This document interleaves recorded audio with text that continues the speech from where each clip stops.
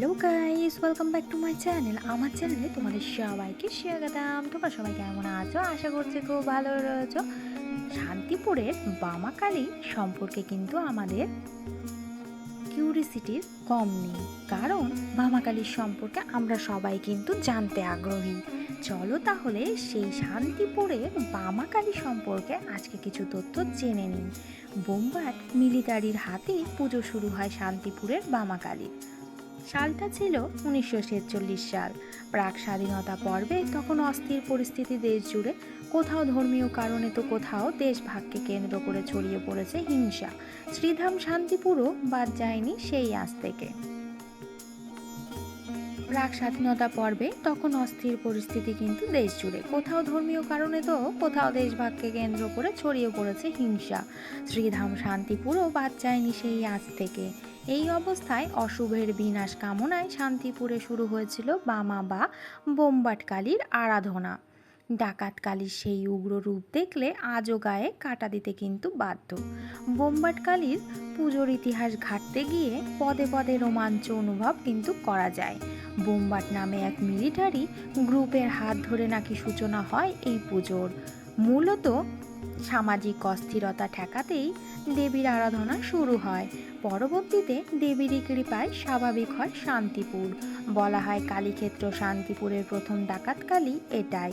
যেহেতু বোমবাট গ্রুপ আরাধনা শুরু করে, তাই কালক্রমে পুজোর নামও হয়ে যায় বোমবাট কালী। এছাড়া এই কালী বামাকালী নামেও কিন্তু খ্যাত।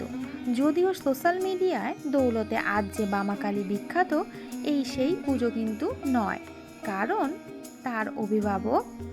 তার অভিভাবক পরবর্তীকালে এই বোমবাট কালীর রূপ অনুকরণেই এক স্বপ্নাদেশের মাধ্যমে আধুনিক বামাকালীর পুজো শুরু হয়।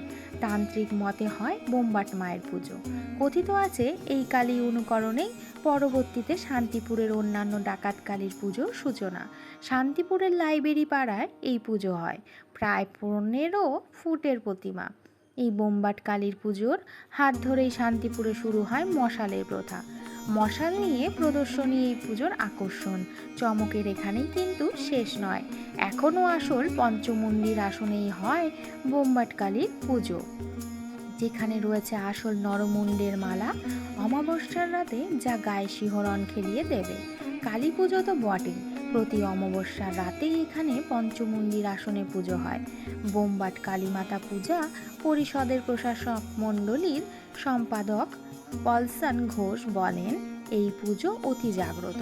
পুজো তান্ত্রিক মতে গভীর রাতে হয়। এক সময় বলির প্রচলন ছিল, নিশিরাতে মশাল জ্বালিয়ে পুজো হয়। কোনো পাড়া কিংবা মহল্লার পুজো নয় এটা। আমরা পুজোর রীতিনীতি অপরিবর্তিত রাখার চেষ্টা করে চলেছি। আমাদের মশাল প্রদর্শনও আসল নরমুণ্ডের মালা দেখতে বহু মানুষ প্রতি বছর ভিড় করে শান্তিপুরে। তাহলে গাইস, বোমবাট কালীর কিন্তু মশাল প্রদর্শনের যেই মায়ের নিরঞ্জনের সময় কিন্তু আসল নরমুণ্ডের মালা কিন্তু দেখতে পাওয়া যায়।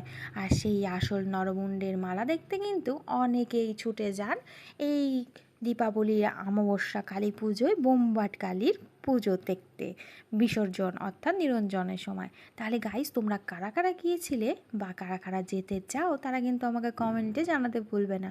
আজকের ভিডিওটি এ পর্যন্ত। যদি ভালো লেগে থাকে লাইক, কমেন্ট ও শেয়ার করতে ভুলো না। নেক্সট ভিডিওতে আবার দেখা হচ্ছে। Bye guys.